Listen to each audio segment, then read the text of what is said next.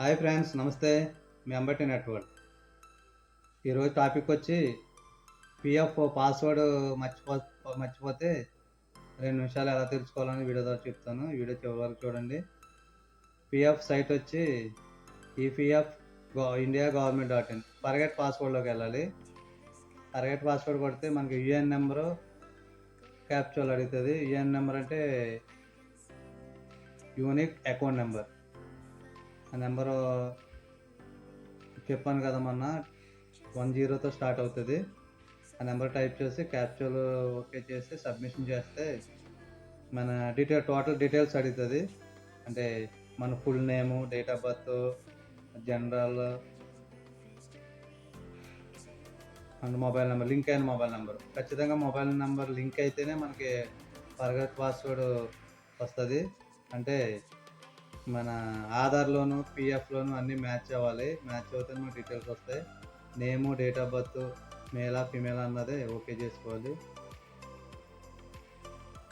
ఈ వీడియో ద్వారా మీరు చాలా ఈజీగా మీ మొబైల్లో కానీ సిస్టంలో కానీ ఫర్గెట్ పాస్వర్డ్ చేసుకుని పిఎఫ్ మీకు ఎంత కట్ అవుతుంది ఏంటి టోటల్ డీటెయిల్స్ అన్నీ మీరు తెలుసుకోవచ్చు. కేవైసీ అయ్యిందా, ఈ నామినీ అయ్యిందా, మొత్తం టోటల్ డీటెయిల్స్ వస్తాయి.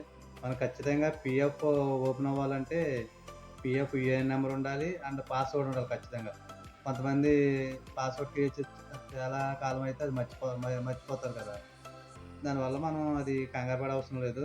ఈ వీడియో ద్వారా ఫర్గెట్ పాస్వర్డ్ చేసుకోవచ్చు. కొంచెం స్లోగా ఉంటుంది పిఎఫ్ సైటు. కొంచెం మనం వెయిట్ చేయాలి. తర్వాత క్యాప్చర్ టైప్ చేసి ఆధార్ నెంబర్ కూడా టైప్ చేస్తే వెరిఫై చేయాలి. వీడియోలో చివరి వరకు చూడండి. వీడియో మంది మీకు క్లియర్గా అర్థమవుతుంది, స్కిప్ చేయొద్దు. తర్వాత లింక్ అయిన మొబైల్ నెంబర్ అడుగుతుంది. మొబైల్ నెంబర్ వెరిఫై మొత్తం టోటల్గా ఆధార్ నెంబర్ టైప్ చేసిన ఆధార్ నెంబర్ వెరిఫై చేసుకుంటుంది. And name, date of birth type చేసినట్టు వెరిఫై చేసుకుంటుంది. అండ్ మొబైల్ నెంబర్ కూడా వెరిఫై చేసుకుని అన్నీ మ్యాచ్ అవుతేనే మనకి ఓటీపీ వెళ్తుంది మొబైల్కి. మన ఓటీపీ టైప్ చేయాలి. క్యాప్చర్ కామన్గా ప్రతి దానికి నేమ్కి ఒకసారి వస్తుంది వేరేగా, అండ్ డేట్ ఆఫ్ బర్త్ వేరేగా వస్తుంది, అండ్ మొబైల్ నెంబర్ ఇచ్చినప్పుడు కూడా వేరేగా ఇప్పటికప్పుడు మారిపోతూ ఉంటుంది క్యాప్చర్. ఆ క్యాప్చర్ స్మాల్ ఉంటే స్మాల్, క్యాపిటల్ ఉంటే క్యాపిటల్ టైప్ చేసుకోవాలి. దాన్ని వెరిఫై చేయాలి. ఒకవేళ ఓటీపీ ఏమన్నా మనకి లేట్ అయితే రీసెంట్ ఓటీపీ ఉంది, రీసెంట్ ఓటీపీ కూడా చేసుకోవచ్చు. అయ్యింది, మొత్తం మ్యాచ్ అయినాయి. మ్యాచ్ అయితే మనకి న్యూ పాస్వర్డ్ క్రియేట్ చేసుకోవడం వస్తుంది. సింపుల్గా పాస్వర్డ్ మీకు అర్థమయ్యే విధంగా పాస్వర్డ్ క్రియేట్ చేసుకోండి. అది సేవ్ అవుతుంది పాస్వర్డ్.